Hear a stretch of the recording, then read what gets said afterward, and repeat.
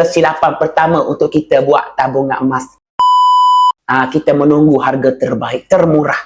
Tuan puan, harga emas ni tak pernah orang akan cakap murah. Tak ada satu zaman pun orang cakap harga emas murah, tak ada. Sepanjang zaman orang akan cakap mahal, mahal, mahal. Sebab emas bukan barang murahan, bukan aset murahan. Jadi untuk kita tahu harga emas murah, kita kena buat belian pertama. Tak kisah kita mula serendah 1 gram ataupun serendah 100. Apabila kita mula belian pertama, kita akan tahu harga seterusnya murah atau mahal. Dalam jangka masa tertentu kita akan tahu. Tapi kena buat belian pertama dulu. Kena ada benchmark harga.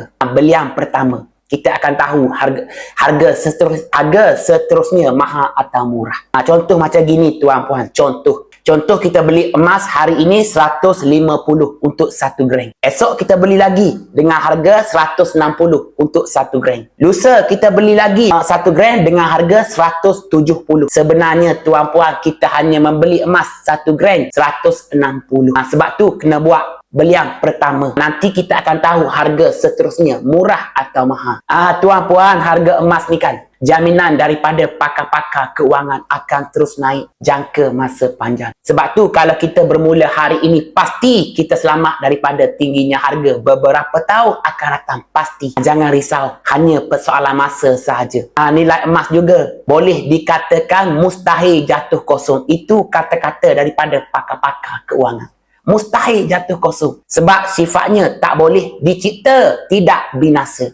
Jadi kita buat tabungan emas, tak payah risau risiko nilai emas jadi kosong, tak payah. Tuan puan, 1 gram tahun 2000 hanya RM35. Hari ini melebihi harga tersebut. Kalau kita tunggu lagi, harga hari ini pula akan menjadi murah dan mula jadi sejarah. Jadi yang belum ada lagi akaun emas, nak saya bantu nak mula menabung emas dengan cara yang betul, dengan ilmu, kena ada nombor ahli orang keberapa simpan emas. Memang kena buka akaun emas secara percuma.